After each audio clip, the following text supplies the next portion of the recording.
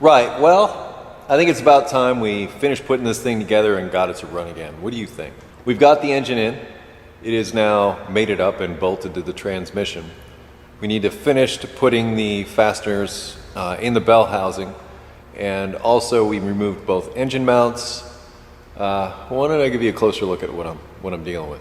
Okay, engine and transmission are now one. What we need to do now is put everything back together and get it so that it can run. We're at its very base level at the moment. This is my plan. There are no engine mounts in this at the moment. And what that means is the engine is sitting that much farther down in this cradle. What that equates to is much easier access to these bell housing bolts. So what I'm going to do is I'm going to remove the engine hoist here, move that out of the way, so that way I can reach down in there and get to all my bell housing stuff and get that done. Once I've done that, then I'll lift it back up, reinstall the engine mounts, and we can get to bolting everything back up that needs to get bolted up. Make this thing run and go away today. That would be great.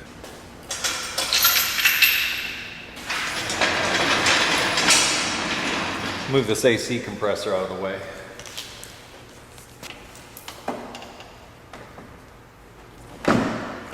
All right, now I can really get my hand down in here and like right on where these upper fasteners go. So much easier to deal with this way than down on the ground, or when it's up on its engine mounts. And then I'm gonna have to remove the lower one on this side, or at least take the nut off, because there are actually some engine grounds and things that need to attach to that. But we'll address that when we're underneath and I can show that to you better. For now, let's get those fasteners for the bell housing back in there. Remember that weirdo babysitting lady that used to fly around with an umbrella? Well, she used to say a spoonful of sugar helps the medicine go down. In the case of auto repair, it's pretty much a little bit of oil in the threads of stuff like this is helpful.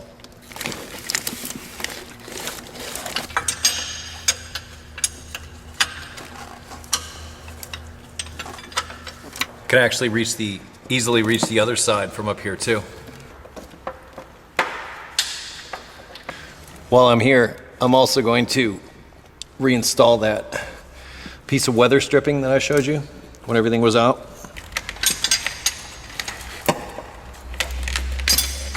While we're in here, I'm sure you saw the oil dipstick flopping around. 13, I can just snug this one up real quick. But now we have both of the top bell housing bolts, and I actually think I can reach one more. But you know what? I think since this is so easy to get in and out of here, what I'm going to do is temporarily remove this dipstick. And look at the access I have here now. Seriously, how do you like me now? There's the upper one there. But look at the access to this lower one, and even the one further down from that. With this engine down low like this, it makes it so much easier to access this stuff. In fact, if you're doing this job and watching this video, I would say do this first. I would say take the engine mounts off, drop the thing down, take all the fasteners up top here off, and leave the lower ones for last. But I'm going to be able to reach right down in here and get to this one super easy.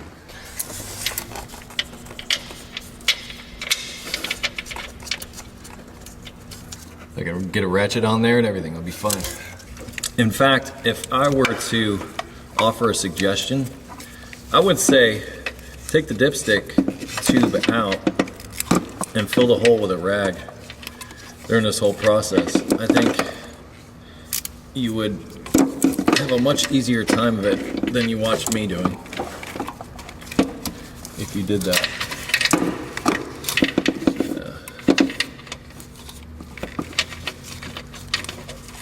There we go.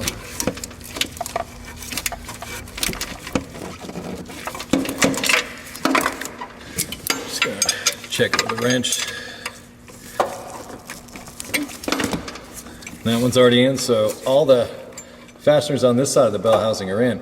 We just have one more on the opposite side, and I think that's it.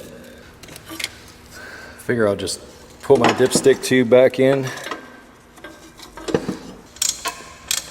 All right, on this last one we have something of an interesting challenge because there is a bracket that goes to these fuel lines that needs to come together and be placed up here so that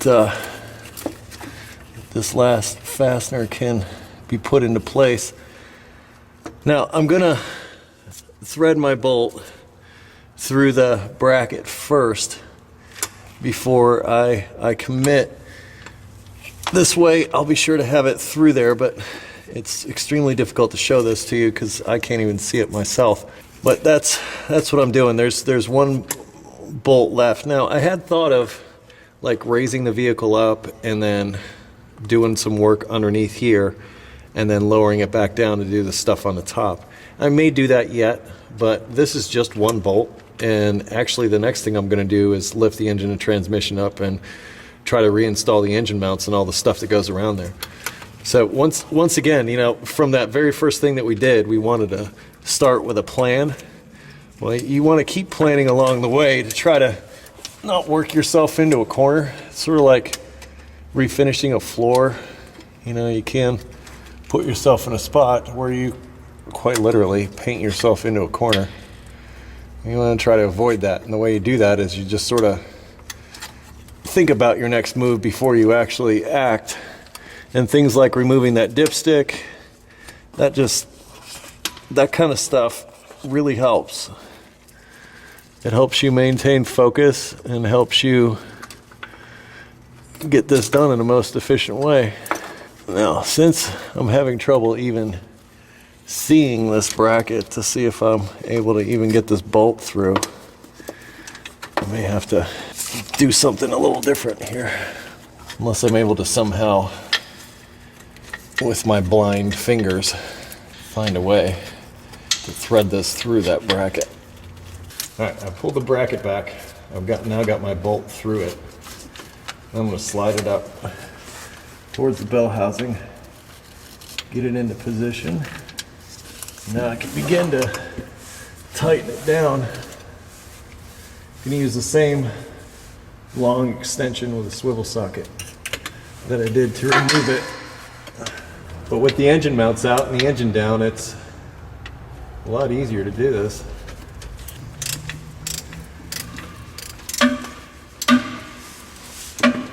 All right, it's official. The engine and transmission are now one. Now that that's out of the way, we can start focusing on all those accessories and harnesses and brackets and all that stuff that needs to go back onto the engine. Let's get this thing together and get this thing going. All right, I'm going to come back in with the engine hoist, lift the engine up as high as I can, since I no longer have to worry about any of that stuff on the back of the engine. And that way I can focus on reinstalling the engine mounts and also that crank sensor I had to remove, and then come over to the other side and install that engine mount, and I can rest the whole thing back down inside the cradle. And then we can start bolting everything back up, plug it all back in, and go to town.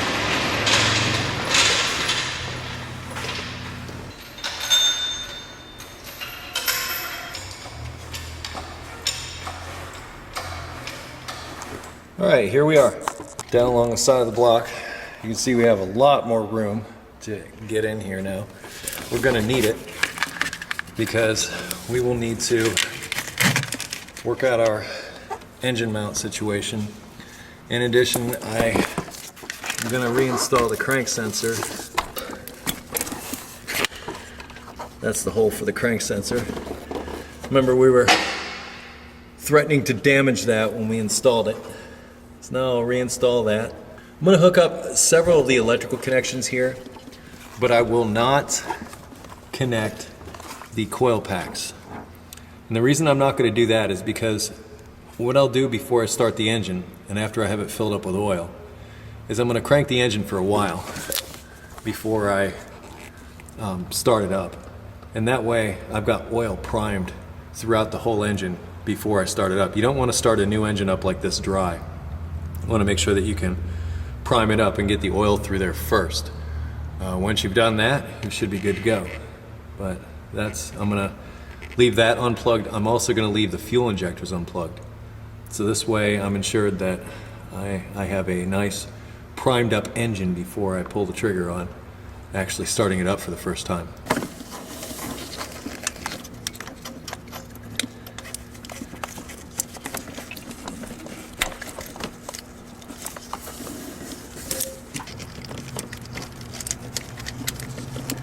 All right, let's see if we can get that engine mount down in here now.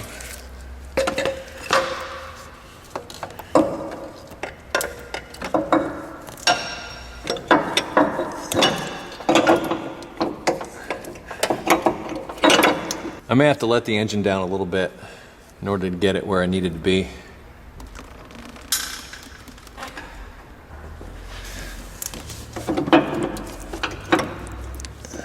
Huh. I keep forgetting, I could just move the engine right now.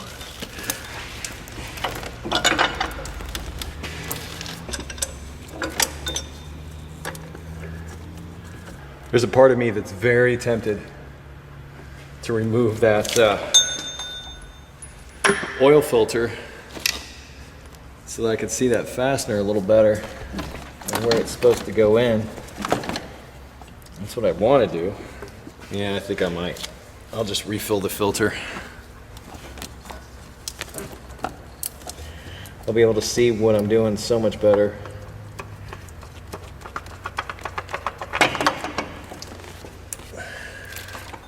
Sometimes you have to take things off to get what you need. Now, I don't remember. No, that doesn't make sense.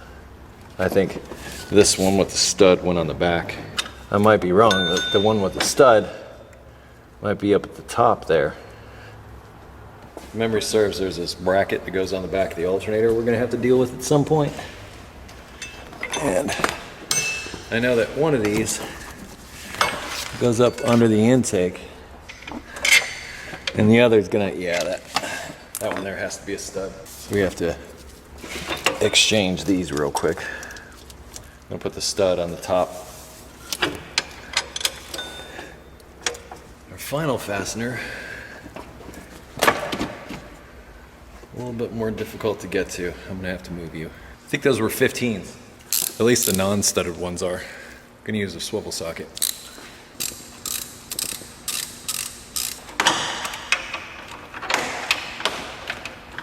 Looks like a wrench is going to be the best way to get this last one. Or I should say second to last one. Last but not least, we got our 13/16 for the studded at the top.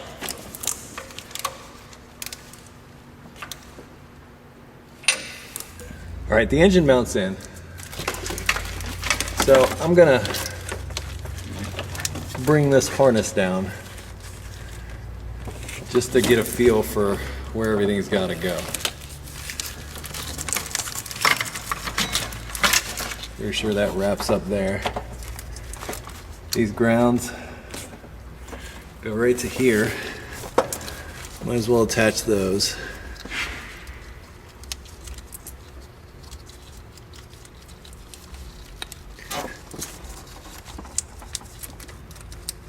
Some of you may ask or wonder if leaving the oil filter off when doing stuff like this is going to cause a problem. I don't think so. I don't really think that there's enough, grit or dust or anything that I'm dealing with here to warrant any real concerns. I mean, you need to be mindful of it, but I don't think you should be so paranoid about it. Now, what goes to what? I'm pretty sure this one goes to the oil pressure sending unit, I think, yeah. And not sure where that one goes, because these are the ones for, I think that one's the crank sensor. You can plug that one in.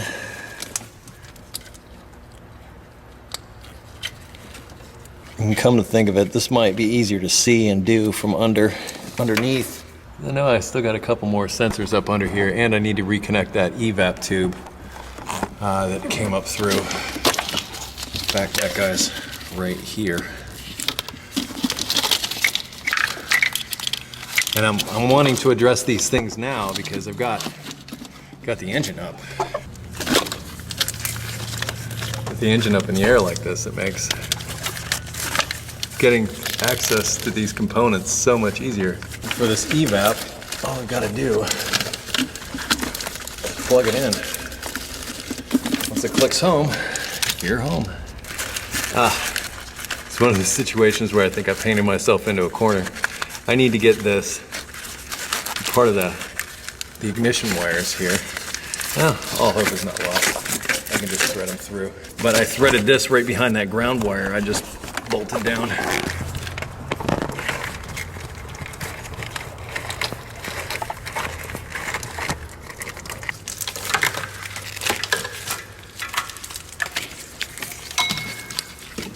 Alright, you'll be able to see this a little better than me. Right next to that oil pressure sending unit is, I believe, the cam sensor right there. So that's plugged in. So those are the only two things that I've plugged in back there so far. This one here that's left over is for the alternator, I believe. So we'll just leave that one unplugged for now, but I think we've pretty much covered all there is to cover on here. We plugged our evap purge control solenoid back in, which I'm trying to give you a shot of. It's that guy right there, that's plugged back in. So I'm gonna slip the oil filter back on this side because there's really no need for me to get to anything else with it. And the rest, like I said, we'll do from underneath. Game here is to make sure that everything's out of the way so we don't get pinched on anything when we go to drop the engine back down, because that heavy engine's not gonna stop for a wire or anything really. It's pretty much just gonna smush it and that's it. There's a couple of things I'm going to do here before I really get into this. First, I'm going to take the air conditioner compressor and put it back over here. That'll keep this stuff out of my way. But I'm also going to remove this bracket. It was kind of a little premature to install that because I realized that I'd be able to access these hoses and that engine mount a lot easier without that there. And it's not going to be that difficult to reinstall because, as you remember, there's two fasteners up here and one down there. So I think removing that will aid us a great deal in not only getting the engine mount back in, but also in reinstalling these hoses and things before we reinstall the power steering pump.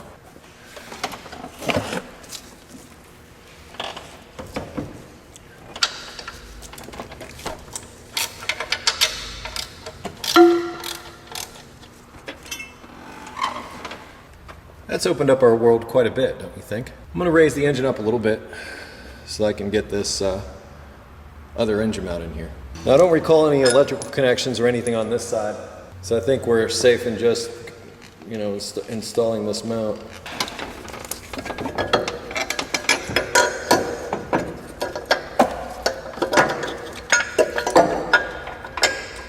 The one with the stud goes in the bottom and the front.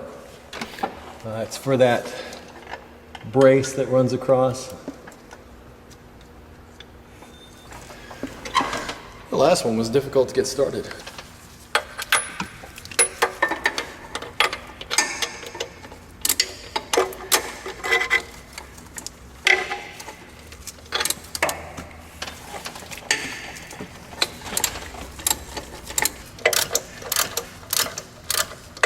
I noticed that the lower one was sort of putting the whole mount into a bind.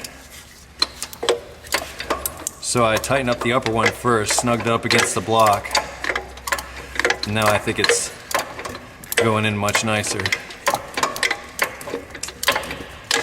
Keep your eyes peeled for stuff like that. That's how stuff gets broken. Not paying attention, just want to get it done. It happens. But if you're aware, attentive, and vigilant, it might just be okay.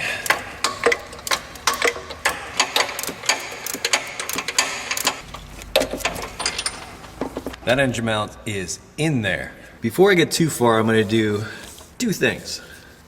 One, I'm going to install this exhaust gasket before I let this down. Now I have a new one here, well, a new old one. This hasn't been used, it's just a little bit dirty, but it is of the correct size, and I'm going to slip it up into this area here. This way I don't have to worry about having enough clearance to get the gasket up in there. It feels like it's gone to where it needs to be. I'm going to let the O2 sensor wire hang down, but also this starter wire, or cable I should call it, is something that not only comes down through here, goes over the top of the engine, I'll show you in just a second, but it also needs to go through this hole for the engine mount.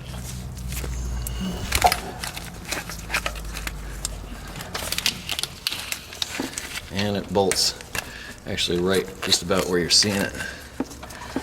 Because if I forget that, all hope is lost. Well, not all hope, but it's just so much easier to deal with now than it would be later. Okay, this cable, routed it up over the top, back from behind here, and it is where it needs to be.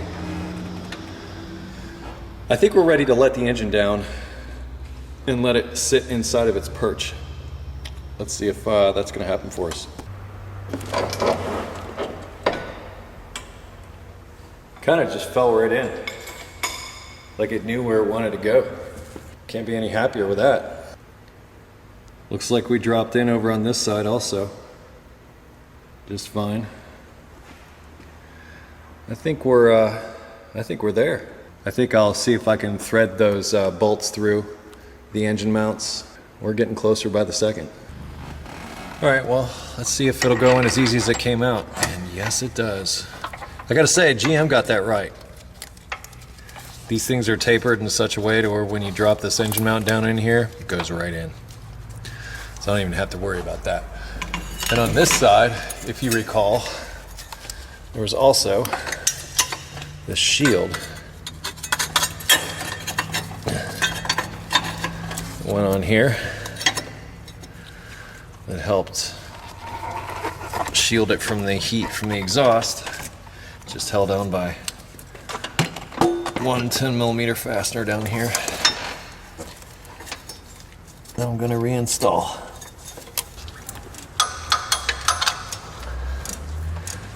I should have noted that when I put this on here, there was like a little slot on the one side that went over the outside of the metal, so it had to fit down in just the right way. So since it's only held down by one fastener here, it's actually sort of located, and I don't want to say held in place, but it's located because of the way that metal hooks onto the inside of the mount here. Okay, well, I hope you can see that we have the last engine mount bolt hole in sight. I'm just going to install the bolt and run it down to 15mm, and if it goes in, then we are good. We can officially say that the engine is in here. We just need to bolt everything back up. Pretty excited.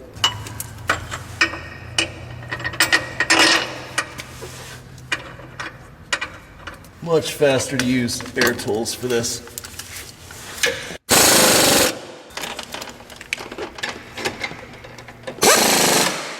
Well, I guess we don't need this thing anymore. Not for the truck anyway.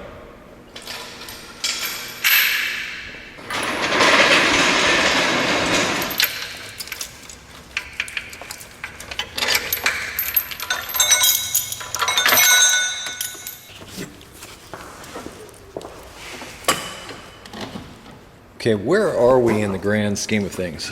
Well, as you can see, I just moved the air conditioning over, but this is the tube from the ARR system, which is eventually going to have to go back over here.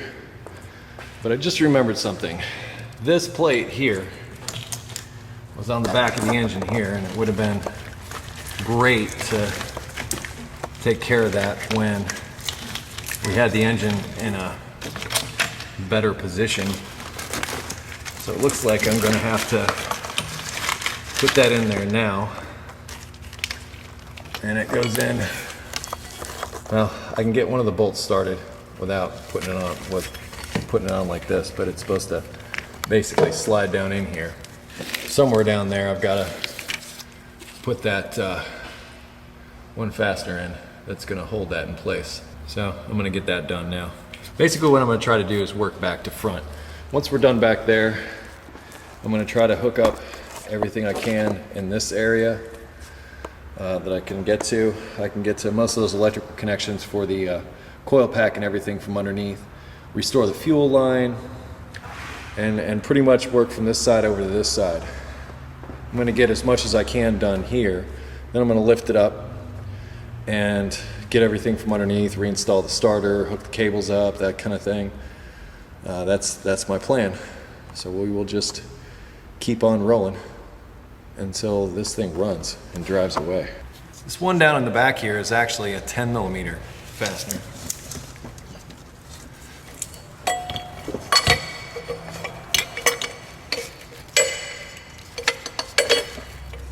This really isn't so bad if you forget like I did.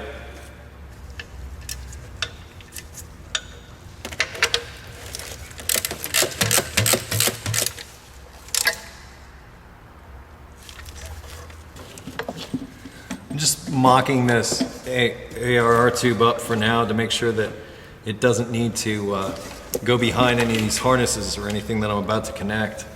Once again, we want to avoid painting ourselves into a corner. All right, let's reconnect our fuel line. Just so much easier to connect than disconnect. It's kind of weird.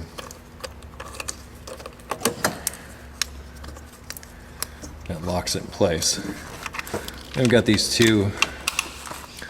Remember I said I leave the fasteners in just to remember where they go? Well, it looks like the harness connects there and over there. And we've got that part done.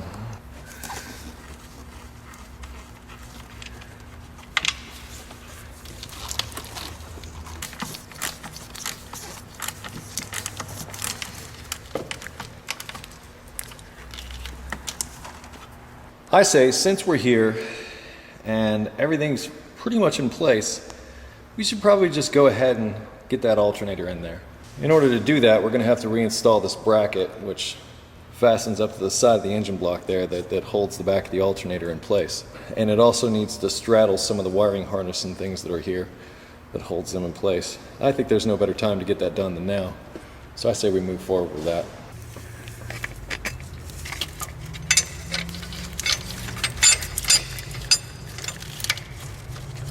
I do believe this is how it went. I think this wiring harness was held in here, and this is what plugs into the back of the alternator, so I think we're good. Larger 15 goes towards the bottom. These are nuts, by the way. And then the smaller 13 goes at the top underneath the intake manifold. You might be able to see it if I push this back a little bit. See? Right up there, you left that empty stud, and this is why.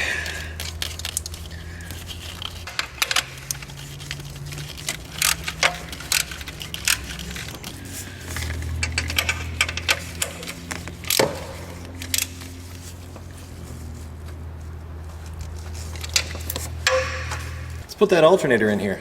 Before I do that, since I've got most everything connected back there, I'm just gonna lay this ARR tube back in the back here just to get that kind of ready. Well, you know what? I don't have to. I don't have to lay that back there.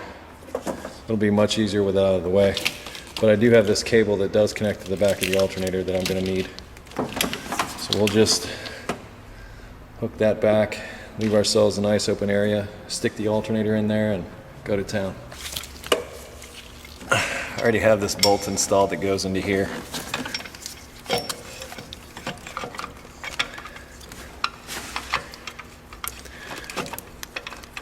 Then I have this 13 that goes in the front. I'm going to take the last one that goes through into the back from that bracket we just installed. I want to get them all started before I start running them down. You ought to know why by now. Having a lot of difficulty with this one in the rear here. All I want it to do is catch a couple of threads. Just to give you an update, I had to go back in and loosen up the mounts on the bracket on the intake manifold and the lower part of that, just so that I could have enough wiggle room to get this thing into position. Like I often say, what you want to watch out for is tightening your fasteners before you get them all started. And this is one of the reasons why, because I had done that with the bracket, what it was holding the bracket in such a position to where I couldn't get the fastener started. So I had to go in, loosen the mounts for the bracket. Now I'm going to install everything, tighten the mount, tighten all these fasteners, then tighten the mount for the bracket, and then tighten the fastener on the back of it. Real pain in the butt, but you kind of got to do it. Wasn't able to do this before.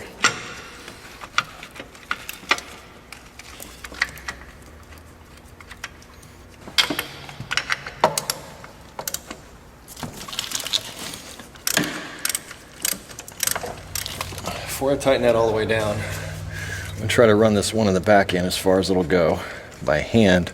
It's much faster to do it that way. This one in the front I'm not so worried about. It's easy to get to, easy to put a ratchet on. But these in the back are a little more challenging.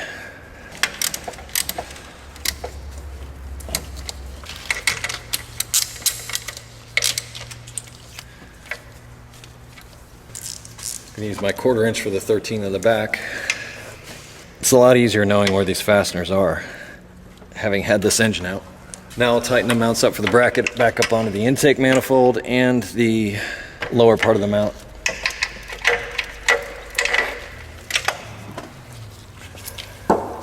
Alternator installed. Now I'd like to hook the primary lead up to the back. I had left the nut for this right on the back of the alternator. There's no washer that I can feel there, so I can just attach this. This one is also a 13 millimeter, and you want to be careful when you tighten the stud on the back of the alternator, just like you do on the starter, because if you crank on it too much, you can actually break it loose from the internals and cause a problem. So don't try and tighten the heck out of it. Just snug it up and be done. You can actually damage it by over tightening it. Last but not least, there's our final plug here. It just sort of plugs into the side. There we go. Insulation, there's a rubber boot that goes over the back of that alternator connection. You definitely want to get that installed since it's so close to that bracket. You don't want it shorting out. Once again, I'm going to take this ARR tube and throw it back there. This is for the, in fact, I'm going to drain the rest of that coolant out, come to think of it, because remember, we're getting rid of Dex coolant, we're switching over to green. So I will stick that into a bucket and allow that to drain the overflow out while I'm doing my other work. Just going to let this siphon out into this drain pan while I'm doing other stuff. I'm going to move my air conditioner again. Just want to be careful with this. You don't want to work the fittings loose or anything. You don't want to have to deal with the AC on top of everything else you've got to deal with here. As long as I'm coming around here, I'm thinking of adding a couple of things to the front of the engine. One of them is the belt tensioner assembly, which is this. It's held on by one fastener and it's got this locator peg that should go into one of these holes. I think it goes on like this. Remember, this wasn't here when I started, so I don't really know. But this is how I can tell. Okay, so the reason that I can tell that it used to go on like that is because if you see this dirt here, this shiny part was up against this timing cover. So this other part here had to go down below, and looking at where this locator pin is, it can really only go into here. So I'm banking on that being the correct location. Once we get the power steering pump and everything on, I'm sure we'll be able to verify this. I believe this is a 15, and it is.